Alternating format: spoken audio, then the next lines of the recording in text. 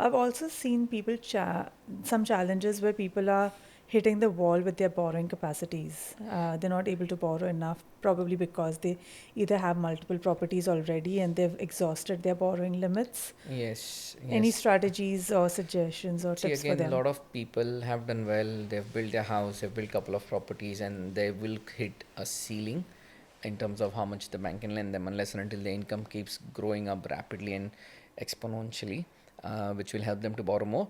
But a lot of people are now in that zone of having a super that they have built over time, which they never looked at it because it was accumulating slowly and steadily. And now that is coming close to 200,000, 300,000 combined as a family. And that makes a big difference where you can still buy another property through your SMSF using your contribution that you make through in the super plus your super balance. You get a loan, you buy a property where your existing liabilities or debts doesn't come into consideration. So the rent plus the contribution you and your partner would make in the super, that covers the loan, and you can end up buying a property in your super. And if you hold it for like 10, 20, 30 years, it will be much better in terms of the growth and what you would get after retirement as compared to just keeping the property or keeping the super in your super fund and just having a standard growth. With the property you will get a much bigger growth because you're getting a growth on the whole property value price and not just on the super balance. So that is one strategy what people are kind of focusing, which is buying a property under their SMSF, because people who have got couple of properties, which means they would be doing well, which means they've been in the country for a while, and their balance would be in that range. So that is one option. Second option is commercial has taken off as well after COVID, and that's been doing very well. So in commercial, there are certain products where you put 35% deposit. It's called Lease Doc, and the bank can lend you a 65% loan as long as the rent covers the 1.65% of the loan for a commercial property. So again, that won't take into account your current debts or liabilities into factor, and you can buy a commercial property as long as you got 35% deposit, and at least you've got another asset to on your portfolio, which is slightly different to your residential, because even the commercial property market has started to pick up and it is all looking good even in the commercial sector, uh, over the long run. So that's another option that people are considering.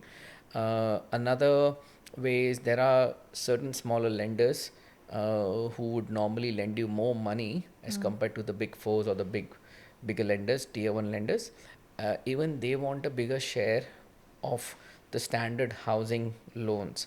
So their interest rates are slightly higher, but not by much. Maybe you're talking about difference of 0.3%. So if a normal home loan would be 5.6, they would be somewhere around 5.9. What's an example of one of these? So, for example, First Mac is one of the lender which has got very sharp rate. The borrowing capacity, if someone is able to borrow $1 million, they are able to lend $1.3 million to the same client, just because they use 2% buffer on the risk assessment rate as compared to normal lenders using 3% buffer. So they just slightly higher. In olden days or a couple of years back, there used to be a big gap between the interest rate between the two, and that's why people never went on that path because it's too expensive. But now the gap is very slow. So, someone being smart about money, they were like, you know what, 0.3% is hardly anything. I can, if I have a property, I can have a 6 7% growth on it. I don't want to miss out on that growth just because of that zero point 0.3 difference. So there are a lot of couple of few other lenders in that space who have got a very sharp rate, and the borrowing capacity is much higher than a normal lender, which can sometimes make or break a deal for a client. So there are few options where someone has hit the borrowing. You can still explore this other options to continue the journey of your investment. So that's good to know because it's not end of story for them. There are ways, and you probably need to work with your broker to find out the right strategy and the right fit that possibly could help you get the next Absolutely. But property. again, the only issue is not everyone is as experienced to give you this options or suggest you something. They all have, a lot of them just have blinkers on and they just do the standard stuff. But doing SMSF loan, doing a commercial lease doc loan, dealing with smaller lenders or tier 2 lenders, those things will help our clients to keep their journey continue and create more wealth. That's the whole idea, and not stopping at one point. See, that's why I've trusted you with all my wealth and all my assets. And we have done well. Thank you.